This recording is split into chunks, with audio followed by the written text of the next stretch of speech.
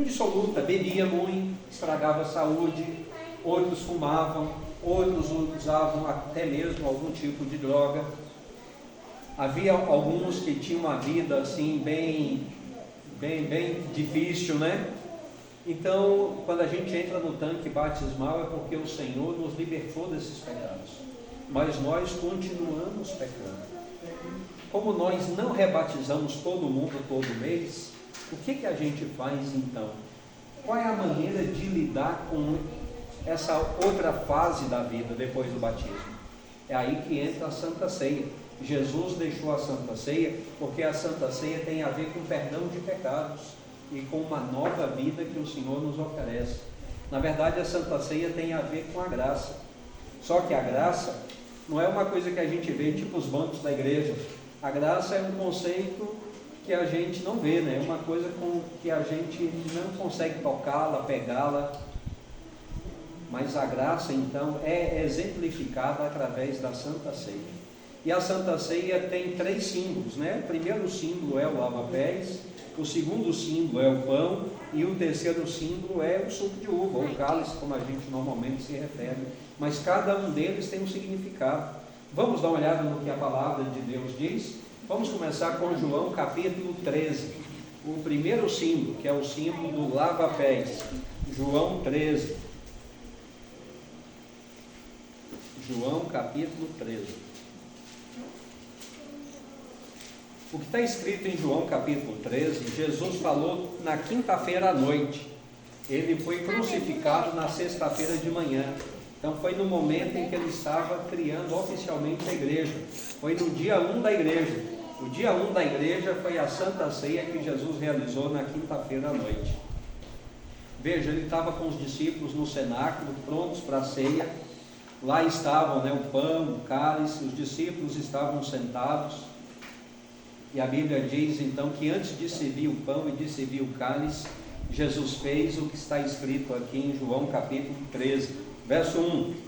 Antes da festa da Páscoa, sabendo Jesus que era chegada a sua hora de passar deste mundo para o Pai, tendo amado os seus que estavam no mundo, amou-os até o fim. Durante a ceia, tendo já o diabo posto no coração de Judas, filho de Simão Iscariotes, que traísse Jesus, sabendo este que o Pai tinha confiado tudo às suas mãos e que ele tinha vindo de Deus e voltava para Deus, levantou-se da ceia, tirou a vestimenta de cima e, pegando uma toalha, cingiu-se com ela. Em seguida, Jesus pôs água numa bacia e começou a lavar os pés dos discípulos e a enxugá-los com a toalha com que estava cingido. Quando se aproximou de Simão Pedro, este lhe perguntou: vai lavar os meus pés, Senhor? Jesus respondeu: o que eu faço você não compreende agora, mas vai entender depois. Então Pedro disse: o Senhor nunca lavará os meus pés. Ao que Jesus respondeu: se eu não lavar, você não terá parte comigo. Então Pedro lhe pediu: Senhor, não somente os pés, mas também as mãos e a cabeça. Jesus respondeu: quem já se banhou não precisa lavar nada, a não ser os pés, pois quanto ao mais está todo limpo, e vocês estão limpos, mas não todos. Pois ele sabia quem era o traidor, foi por isso que disse: nem todos estão limpos. Depois de lhes ter lavado os pés, Jesus pôs de novo as suas vestimentas e, voltando à mesa, perguntou-lhes: vocês compreendem o que eu lhes fiz? Vocês me chamam de mestre e de Senhor, e fazem bem, porque eu sou. Ora, se eu, sendo Senhor e mestre, lavei os pés de vocês, também vocês devem lavar os pés uns dos outros, porque eu lhes dei o exemplo, para que, como eu fiz, vocês façam também. É por isso que nós lavamos os pés uns dos outros, porque é um mandamento. Jesus mandou lavar os pés uns dos outros. Agora vamos entender a mensagem por trás disso. Então eles estão lá reunidos, né? Eles não esperavam o que Jesus ia fazer. Então, antes de dividir o pão, antes de distribuir o cálice, Jesus então levanta-se. Se ele tivesse vestido como eu estou, ele teria tirado o paletó, que era a vestimenta de cima, né? Quem sabe arregaçado as mangas da camisa, pegou uma toalha, colocou no colo, colocou água numa bacia e chegou diante de Tomé e lavou os pés de Tomé. Na sequência ele mudou para João, lavou os pés de João. Quem sabe lavou os pés de Tiago, lavou os pés de Mateus e chegou em Pedro. E o que Pedro diz? O Senhor não vai lavar os meus pés. Pedro estava pensando que aquilo fosse uma coisa social, porque na sociedade daquela época havia o costume de lavar os pés, não de uma pessoa de outra pessoa, mas de um escravo lavar os pés das pessoas ricas. Vamos imaginar que o irmão Ciro fosse um homem muito rico, e ele convidou um outro homem rico, o irmão Luiz, para ir jantar na casa dele. O irmão Luiz mora ali, eu não sei onde mora o irmão Ciro, vamos dizer que é ali. Então o irmão Luiz, naquela época não tinha sapato assim fechado, só tinha sandália. Então naquele caminho dali até ali, a chegar lá, claro que o irmão Luiz tomou um banho antes, trocou de roupa para ir jantar na casa de outro homem rico, né? Só que ele sujou os pés, né? Andou aí na estrada de terra, tem poeira, às vezes na chuva tem até mesmo lama. Só que o outro homem rico que vai recebê-lo, a casa é um brinco, né? Os tapetes são caros. Como que o irmão Luiz vai chegar e entrar com os pés empoeirados ou enlameados na casa de um outro homem rico? Então, para que isso não acontecesse, então um escravo do irmão Cido tinha um banquinho assim na entrada da casa. Antes de entrar em casa, né, havia uma cobertura ali, um hall, um pátio. Então o irmão Luiz vinha, sentava ali, o escravo vinha com a bacia, caprichava ali, lavava bem os pés do irmão Luiz, secava com a toalha. O irmão Luiz, então agora, descalço, entrava na casa do irmão Ciro. Então esse era o costume. Então Pedro pensou que Jesus estava praticando esse costume. Mas só que Jesus não era o servo, Jesus era o mestre. E ele falou: Senhor, o Senhor é a pessoa mais importante entre nós. Como eu vou deixar o Senhor lavar os meus pés? Mas Jesus estava dizendo para Pedro: olha, o que eu estou fazendo você não entende agora, você vai entender depois. Porque isso aqui não é algo cultural, social, isso aqui é algo espiritual. E quando Pedro negou, Jesus falou: se eu não lavar os seus pés, você não tem parte comigo. Aí Pedro foi para o outro extremo, já não queria deixar lavar os pés, e agora ele quer que Jesus dê um banho nele, né? E Jesus fala: olha, quem já se banhou não precisa lavar nada, está limpo, basta os pés. Então o banho é o batismo. Quem já se batizou não precisa, disse Jesus, estando limpo, batizar de novo, só precisa participar do lava-pés. Claro que quem não se batizou, ou quem não está limpo nesse conceito, precisa do batismo.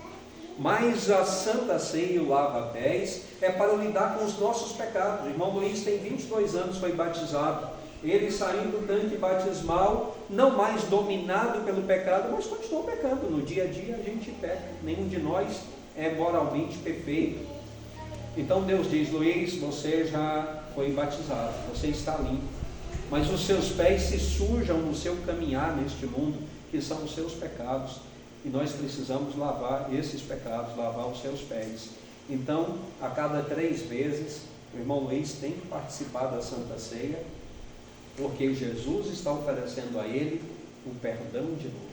Mas não apenas o perdão, Jesus está apagando toda a culpa do irmão Luiz e dando ele uma nova vida. Quando o irmão Luiz sai da cerimônia do lava-pés, é como se ele tivesse sido rebatizado.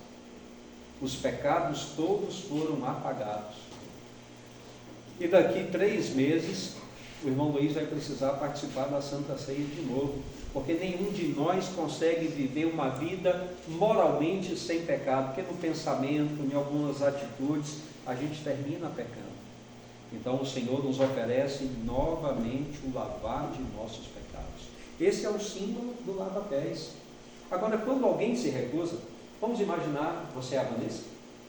Eu lembro que eu decorei o seu nome da quarta-feira. Então, a Vanessa vem na Santa Ceia e ela diz assim: olha, eu estou com a consciência pesada. Eu só estou usando um exemplo, né? Aí o cara falou assim, pastor, o que o pastor sabe da Vanessa? Eu não sei nada, absolutamente. A Vanessa diz assim, estou com a consciência pesada. Eu briguei com a Antônia, minha cunhada. Tivemos uma discussão, nós brigamos, ainda não nos acertamos, estou com a consciência pesada e eu não quero participar da ceia, não vou ter meus pés lavados. Qual é a mensagem que a Vanessa está transmitindo? Eu sei que pequei, reconheço que sou pecadora, mas não quero a graça de Jesus. Ele está me oferecendo perdão. Será que Jesus não sabe quem é a Vanessa? Ele sabe. Será que ele sabia quem era Pedro? Será que ele sabia quem era Tiago e João? Será que ele sabia quem era Tomé? Será que ele sabia quem era Judas? E ele ofereceu perdão a todos eles. Então, se a Vanessa fala, eu não quero, o que a Vanessa vai estar dizendo é, Senhor, eu não quero a tua graça, eu não quero o teu perdão, vou continuar vivendo com o meu pecado. Aí Jesus diz assim, Vanessa, se você tomar essa decisão, você está cortando o seu laço comigo. Você sai daqui sem a graça, sem o perdão. Se você, por acaso, perder a sua vida aí nesses próximos dias, você vai morrer não salva. Você só vai acordar na segunda ressurreição, porque você não quis o perdão. Então foi isso que Jesus disse para Pedro. Pedro, olha, se você recusar, você vai viver sem perdão. E Jesus sabia quem era Pedro. Os irmãos sabem a história. Aquilo foi quinta-feira à noite.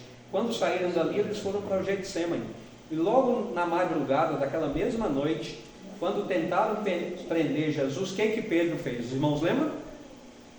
Pegou uma espada, negou também, né? Mas antes de negar, ele ainda cometeu 2 graves pecados. O primeiro foi pegar uma espada e diz que ele feriu o servo do sumo sacerdote. O que Pedro fez? Vocês acham que no escuro Pedro mirou na orelha? Ele mirou, foi no meio da cabeça do homem. O homem que foi rápido, mexeu ali, perdeu sua orelha. Se não fosse rápido, Pedro iria matá-lo. Pedro iria cometer um assassinato naquela noite. Agora, veja, Jesus lavou os pés de um homem que ia cometer um crime naquela noite. E como a Vanessa disse, Pedro ainda negou Jesus 3 vezes, antes do sol nascer. Então Jesus sabia tudo isso de Pedro e lavou os pés dele.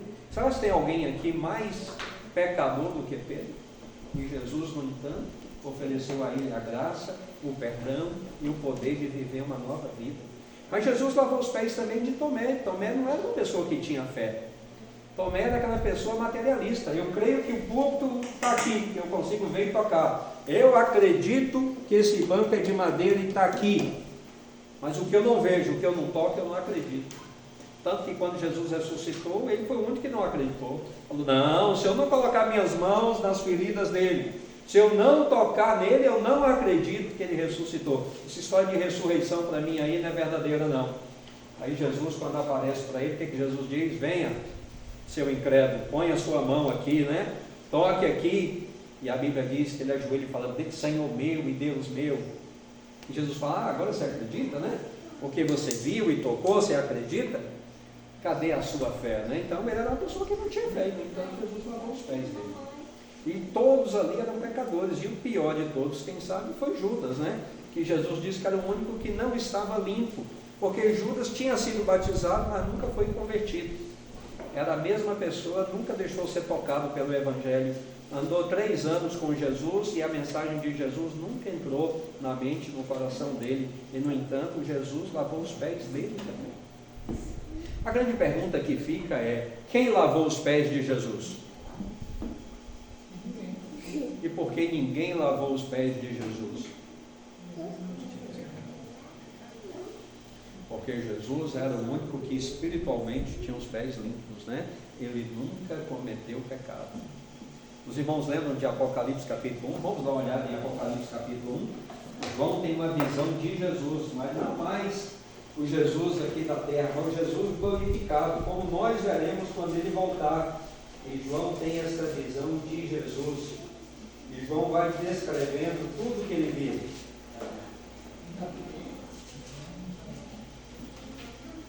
A partir do verso 10, João diz que ele tem uma visão. Ele estava na ilha de Patmos no dia do Senhor, que é o sábado, e ele ouvia uma voz por trás dele, E no verso 12 de Apocalipse 1, está escrito assim: voltei-me para ver quem falava comigo, e ao me voltar, vi 7 candelabros de ouro, e no meio dos candelabros um semelhante a um filho de homem, alguém com aparência humana. É isso que João está dizendo: eu estou vendo alguém que tem a aparência de ser humano, filho de homem, com vestes talares, né? Que é aquelas roupas largas até os pés, cingido à altura do peito com um cinto de ouro.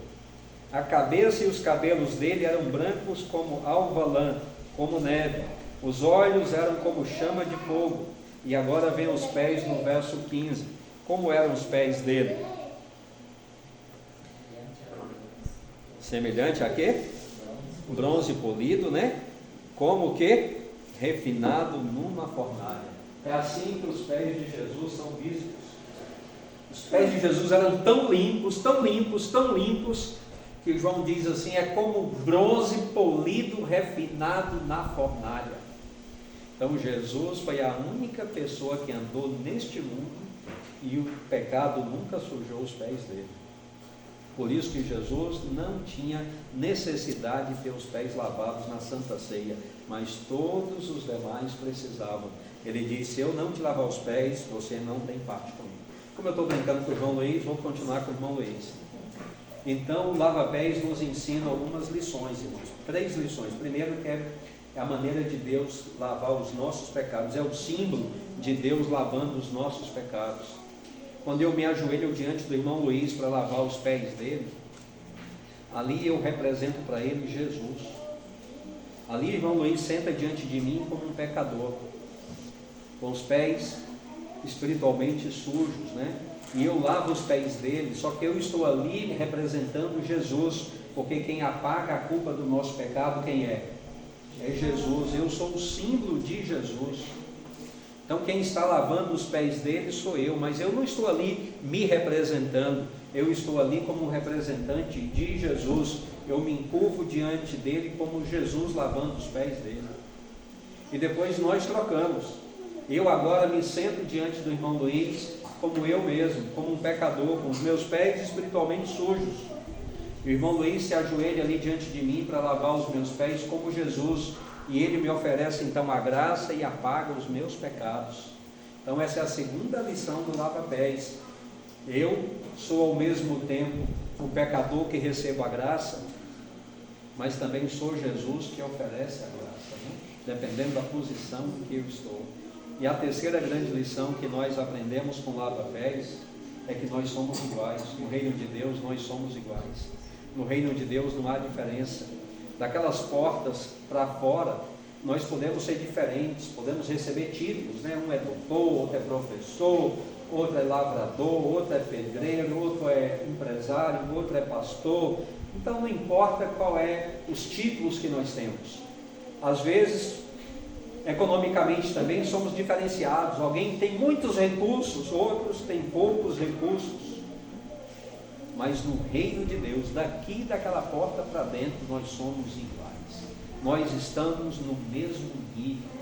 Nós somos todos iguais. Aqui não tem título. Aqui não tem doutor, nem doutora, nem juiz, nem juíza, nem pedreiro ou dona de casa. Nós somos iguais. Somos a família de Deus. Por isso que nos tratamos de irmãos, porque nós somos iguais. Ninguém está em vantagem sobre ninguém. Então essa é a terceira lição. Mas depois do lava-pés, em Mateus capítulo 26, temos o relato de Jesus voltando à mesa. Mateus capítulo 26.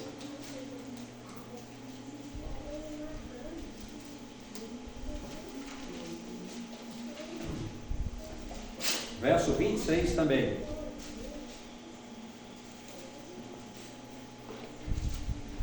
Verso 26 diz: enquanto comiam, Jesus pegou um pão e, abençoando-o, o partiu e o deu aos discípulos, dizendo: tomem, comam, isto é o meu corpo. Então vem aqui o segundo símbolo, o pão. O que o pão simboliza? Está escrito aí, o que o pão simboliza? Isso, ele fala: comam, isto é o meu corpo. Na igreja católica, eles em todas as missas, eles repartem a hóstia. Alguém aqui já foi católico? Já comeu da hóstia? Vários, né? Já fizeram a comunhão. Então, ali na Igreja Católica tem uma doutrina chamada transubstanciação. Então, eles acreditam que ali, depois que o padre abençoa a hóstia, ela se torna literalmente o corpo de Cristo. Então, a pessoa está comendo de fato um pedacinho do corpo de Cristo. Eles ensinam que espiritualmente aquela hóstia vira o corpo de Cristo. Então, para eles, comer o corpo de Cristo é algo literal. Você está de fato comendo o corpo de Cristo. Mas nós não acreditamos dessa maneira.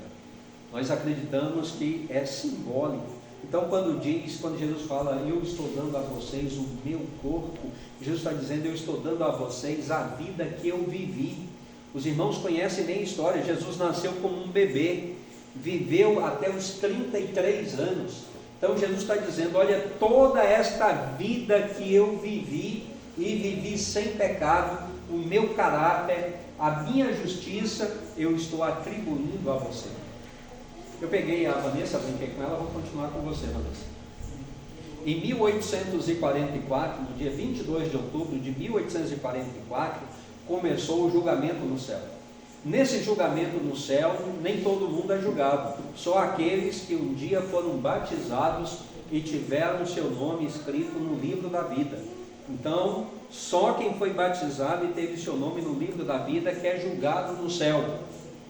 O primeiro, no dia 22 de outubro, quando foi inaugurado o julgamento, então a primeira pessoa que foi julgada foi a primeira pessoa a morrer na terra, o primeiro justo que morreu na terra. Quem foi, lembra? Abel. E assim foi passando uma a uma, e vai chegar o dia que vai aparecer lá o nome da Vanessa. Qual é o seu nome completo, Vanessa? Vanessa Santos Dias. Vanessa Santos Dias. Vai abrir lá o tribunal e vai estar escrito lá, Vanessa Santos Dias. E o anjo lê. O anjo lê ali diante de Jesus, né? Vanessa Santos Dias. E lê um pequeno histórico da vida da Vanessa. Nasceu em tal lugar, filha de tais pessoas. Nasceu de novo através do batismo no dia tal. O nome dela foi inserido no livro da vida no dia tal, na hora tal, depois do batismo dela. E a seguir, então, é lido o histórico da vida da Vanessa. Tudo que ela fez, tudo que ela praticou, tudo é lido. E depois de ler todo o histórico da vida da Vanessa, então agora vai ser tomada uma decisão, ela está salva ou ela está perdida. Mas amigos, o que Jesus está dizendo é que quando chegar no momento da Vanessa, como ela aceitou Jesus como Salvador, e é isso que o pão representa, então toda a vida que Jesus viveu foi dada a Vanessa. Vanessa não é julgada com base na vida que ela viveu aqui na terra. A Vanessa é julgada com base na vida que Jesus viveu aqui na terra. Debaixo da ficha da Vanessa não se encontra nenhum pecado, porque Jesus não cometeu nenhum pecado. Vanessa não é julgada com base nas obras que ela praticou. Vanessa e todos nós somos julgados com base nas obras que Jesus praticou. Então Jesus está dizendo, olha, a graça ocorre uma espécie de troca. Eu estou lhe oferecendo a minha graça, eu estou lhe oferecendo a minha vida, eu estou lhe oferecendo a minha justiça. Se você pegar e comer, é um símbolo de sua aceitação. E a partir daquele dia, todos nós somos julgados com base na vida de Jesus. Quem é julgado com base na vida de Jesus, no final está salvo ou está perdido? Está?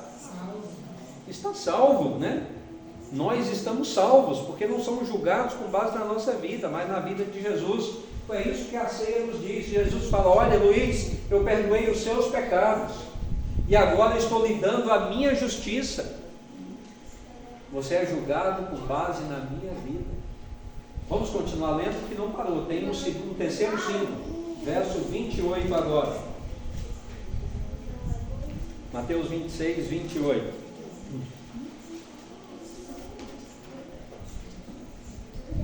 Perdão, 27. A seguir, Jesus pegou um cálice e, tendo dado graças, o deu aos seus discípulos, dizendo: bebam todos dele, porque isto é o meu sangue, o sangue da aliança, derramado em favor de muitos para a remissão de pecados. Então vejam, a interessante é o terceiro símbolo. Jesus dá o cálice e diz assim: bebam dele todos, este é o símbolo do meu sangue. Eu usei o exemplo da Vanessa ali, né, no pão. Muito bem.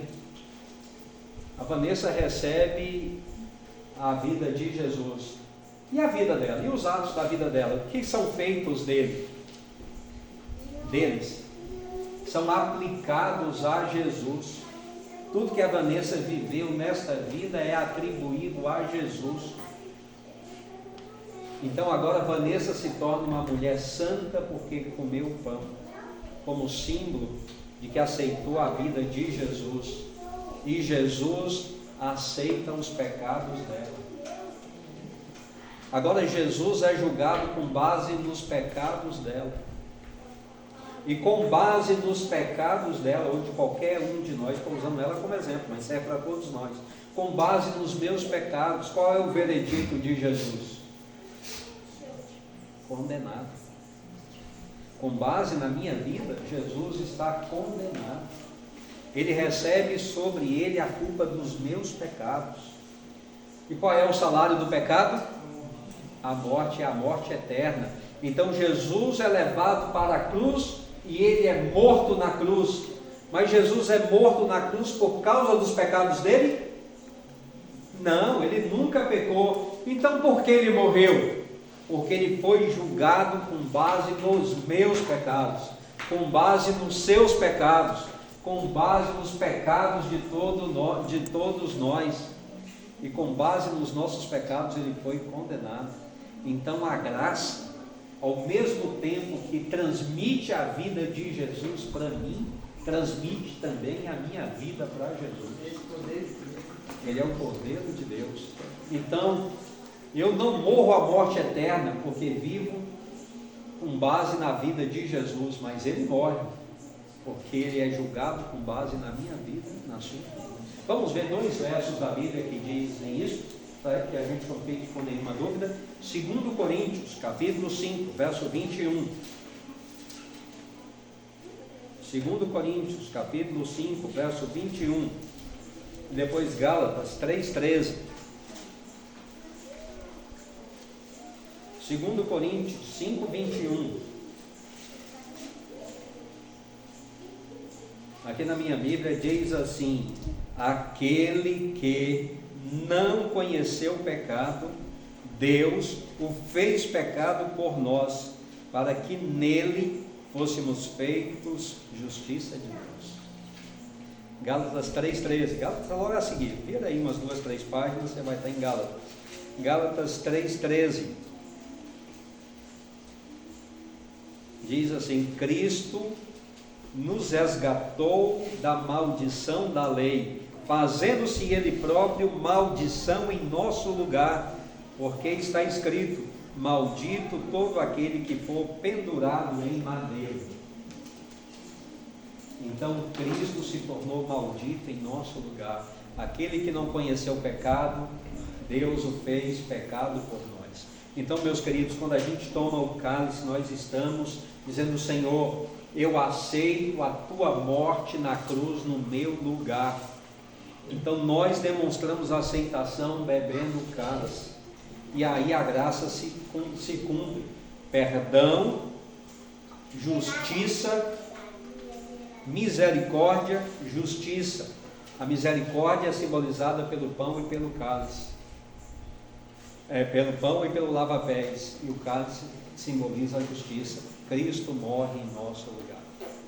Então, quando participamos da Santa Ceia, nós estamos entendendo que a nossa salvação é só por causa de Jesus. Não há nenhum mérito em nossa parte. Nosso único mérito é aceitar. Por isso, quando o diácono está servindo, principalmente na hora do cálice, às vezes fica difícil entrar aqui e alguém pega, vou pegar aqui para a pessoa mais perto de mim. Não pode fazer isso, porque tudo isso tem um símbolo. O diácono representa ali o Senhor oferecendo a graça. O diácono ali é um símbolo de Jesus. Se eu pego para ajudar minha esposa que está mais perto, é como se eu estivesse oferecendo a ela, e eu não tenho graça para oferecer a ela. Só existe graça em Jesus. Por isso que Jesus tem que me servir. Foi Jesus que deu o cálice para cada um dos discípulos. Foi Ele que deu pão para cada um deles. Porque tudo isso tem este símbolo que nós devemos praticar. E eu vou terminar com um último ensinamento que é importante. Em 1 Coríntios, no capítulo 11, quando Paulo fala da Santa Ceia lá na igreja de Corinto, tem um verso aqui que confunde muita gente e impede muita gente às vezes de tomar a Santa Ceia. Verso 27. 1 Coríntios 11, 27.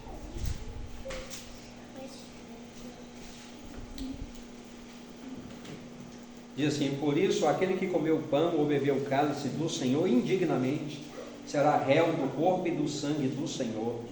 Que cada um examine a si mesmo, e assim coma do pão e beba do cálice. Pois quem come e bebe sem discernir o corpo, come e bebe juízo para si. Depois de ler um verso desse, quem ainda tem coragem de participar da Santa Ceia, né? Então, o que Paulo está falando aqui, irmãos, dessa indignidade, não é a indignidade moral e espiritual, porque nenhum de nós é digno. Deus é que nos oferece a graça. Paulo está falando aqui da forma de fazer a ceia. Lá na igreja de Corinto, na hora da Santa Ceia, não era como na nossa igreja, que temos aqui o pão todo dividido, o suco de uva. Lá eles faziam assim, eles juntavam um grupo se reúne aqui, o grupo do irmão fulano de tal se reúne ali, o grupo da irmã Antônia se reúne lá, o grupo aqui dos irmãos se reúnem aqui. E os ricos da igreja traziam um verdadeiro banquete, né? Havia muita coisa ali, inclusive vinham com álcool e botavam na mesa. Os mais ou menos traziam também uma mesa ali, não tão bonita como aquela, não com tanta coisa como aquela, mas... E os pobrezinhos, alguns não traziam nem nada, porque não tinham. E na hora da ceia, então, não era a hora espiritual, se tornava uma hora social. Aquele povo rico ali esbanjavam, né, ostentavam, comiam aquela comida cara, tal, bebiam aquele vinho, uns ficavam bêbados, começavam a falar besteira, rindo à toa, outros também ali comendo, bebendo, talvez uns bebendo guaraná porque não podiam comprar vinho, e outros ali só morrendo de vontade, mas não podiam ir lá naquela mesa e nem nesta. Paulo está dizendo: isto é a ceia do Senhor? Esta é a ceia que vocês estão dizendo que é a ceia do Senhor? Não, isso não é a ceia do Senhor, não.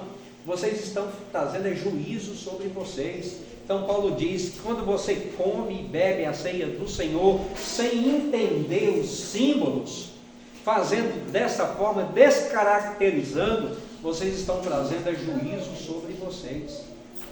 Então é nisto que Paulo fala de comer indignamente a ceia do Senhor. É dessa forma, né, que fazia na igreja de Corinto. A indignidade aí era na forma, não na parte espiritual.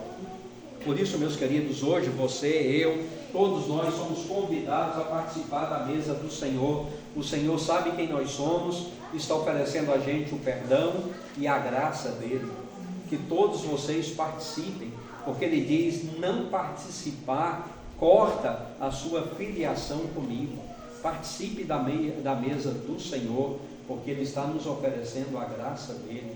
É Jesus, na sua misericórdia e bondade, mesmo sabendo quem somos, dizendo assim: eu acredito em você, eu acredito que você merece uma segunda chance, eu acredito que você pode ter uma segunda oportunidade, eu acredito em você, eu lhe perdoo mais uma vez e lhe ofereço uma segunda oportunidade. Não perca esta chance, não vá para casa sem participar da ceia do Senhor, porque é a graça que ele está lhe oferecendo. Eu os convido a ficarmos de pé para orarmos, e depois da oração vamos sair para a cerimônia do lava-pés. Vamos orar. Querido Deus, querido Pai, aqui estamos nós diante do Senhor, indignos como somos, porque infelizmente nós somos pecadores ainda, até aquele dia quando o Senhor vai num piscar de olhos nos transformar. Enquanto este dia não chega, nós ainda continuamos sujando nossos pés no pecado deste mundo. Mas nós estamos aqui porque reconhecemos que temos os pés empoeirados, sujos pelo pecado, e queremos receber novamente a graça do Senhor. Queremos que o Senhor lave os nossos pés. Queremos que o Senhor nos lembre que o Senhor nos oferece tanto a vida perfeita do Senhor como a morte, e que recebendo a Tua graça nós podemos viver novamente diante do Senhor dignamente, porque a Tua graça nos tornou dignos diante do Senhor.